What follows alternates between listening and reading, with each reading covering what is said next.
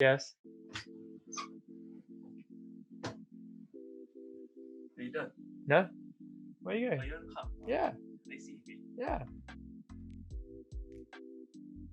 Hi guys, welcome back to LTF1, and today we've got again something a little bit different for you. We've got a what if video, and for this video we have partnered with What If F1 from Instagram, and hopefully whoever's editing this video has put their Instagram next to me. So go check out that if you're interested. Check out What If F1 on Instagram if you're looking for something to spice up your feed. And if you're just here for the video, we'll get to it, but first, subscribe. Now that that's out of the way, what if Mercedes never left Formula One? Well, Mercedes did leave Formula One, and it was after that dreadful Le Mans weekend in 1955, where one of the drivers, along with 80 of the spectators, sadly lost their lives. After that, Mercedes decided to withdraw themselves from all sports and all forms of motorsport that they were in. But what if that never happened? Well, let's put it this way. What if it did happen, but Mercedes didn't leave even after the accident? And what would the outcome of the next championships and the world of Formula One be if they had never left? First, let's understand the dynamics of success for Mercedes in Formula One. Mercedes entered F1 in 1954 and they finished 1-2 in their debut race, with Fangio being their lead driver. They dominated the 1954 season and the 1955 season. After this, they made a comeback to the sport again in 1994 as an engine supplier, and in 4 years they gave McLaren a championship winning car. McLaren retained that dominant force for over a decade and won many championships with Mercedes in the back. They won championships with Hakkinen, they won championships with Lewis, and it was all with a Mercedes in the back. In 2010, Mercedes decided they were going to return as a constructor, and they got their first win in 2013 within 3 years, having bought the Brawn team that had won in 2009 but got lucky that year. Since then, we know that from 2014 they've been a dominant force and they won 7 consecutive doubles, with Lewis going for his 8th this year, and they didn't look like they were going to get stopped until Red Bull came along and really the FIA nerfed them with the regulations. Not even Ferrari have been that dominant. Not even Ferrari have been that intricately linked with success. Ferrari have had success, but they've also had races. Their percentage probably isn't as great. And if I'm wrong, comment, I may be wrong, but it doesn't seem like Ferrari is as on it as Mercedes have been when they've been in the sport. And they're the sport's most famous team.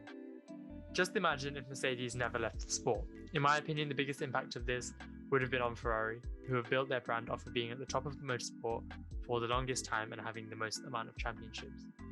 Mercedes, for that entire time, probably would have been their biggest competitor and the sport's most famous team. And you never know, with Mercedes being on the grid, the tag of most successful team probably would have lied with them instead of Ferrari. Ferrari might have been the underdog team that we've been supporting all this time. And if you look at the records, after Ferrari, it's Williams and McLaren who have got the most championships in F1. They are the other two most recognizable teams in F1. But both teams have always used a third-party engine. There is no Williams engine, there is no McLaren engine. And they have depended on other people to give them success, whereas Ferraris have had their own chassis, their own engine. We all know how big I'm never going to be able to say it. They've always had their own stuff, they've been their manufacturer, they've had control, and that's always given them an edge. So the impact on Ferrari if Mercedes had stayed. Well, with Mercedes on the grid, Ferrari firstly wouldn't have enjoyed as much success, and they probably wouldn't be the brand that they are today. The records would be split, Mercedes and Ferrari maybe halving it. Maybe even Mercedes supremacy if we take the last 10 years as an example. And we'd probably be living in a world where Mercedes has the brand recognition of a Ferrari right now.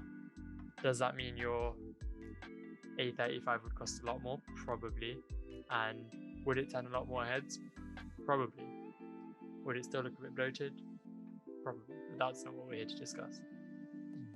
Mercedes probably could be 20 and 25 times champions in F1 if we take their current stats and pull it over 70 years. But we'll move on. Other impacts. McLaren. well, if Mercedes stay on the grid and they have their own car, McLaren's championships in 1988, 1999, in 2008, they would have been affected quite a bit because you're running a Mercedes engine against a Mercedes team. Maybe the same drivers would have been able to edge it out. Maybe Hamilton would still come in as a rock star and edge it out. But maybe he comes in and he's at the junior team. Maybe we see a McLaren as we see an AlphaTauri right now. Obviously, the McLarens would have had their success with Honda, with Prost and with Senna, and we probably wouldn't be able to take that away from them. They had an extremely dominant car at the time. But you never know. Under this new set of rules, we forgot to talk about Schumacher.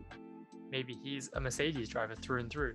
He went there towards the end of his career. He was affiliated with them.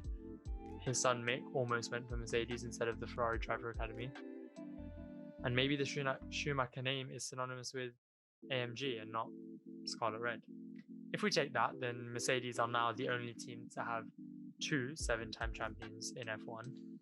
And Mercedes, and how would that impact on the sport? Well,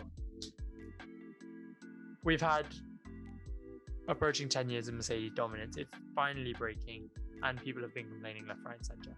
It's Mercedes make it boring. We need changes, move the regulations, change the regulations just to nerf them. Take aim at Mercedes has been the general theme of their dominant era. Well, had they stayed, had it been a Mercedes versus Ferrari battle since the beginning of the sport, things would be very different. Maybe the sport would even be dead. Maybe there wouldn't be space for the teams like Lotus and Williams and McLaren to come through and shine. Maybe Formula 1.5 would be a real thing. But it's all a maybe. It's all a what if. And it's all we've got for you this week. Tune back in with us. We got videos coming at you twice a week. We've got videos coming at you live from Silverstone. We're going to be grilling the grandstand. Well, not grilling the grandstand because that'd be stealing off WTF1. But we're going to be talking to the grandstand. We're going to be making videos. If you are going to be there, drop a comment. Tell us that you're going to be there, and we'll try to make a video with you if that's something you're interested in. But for now, that's all we've got. Make sure you subscribe. And that's all from me.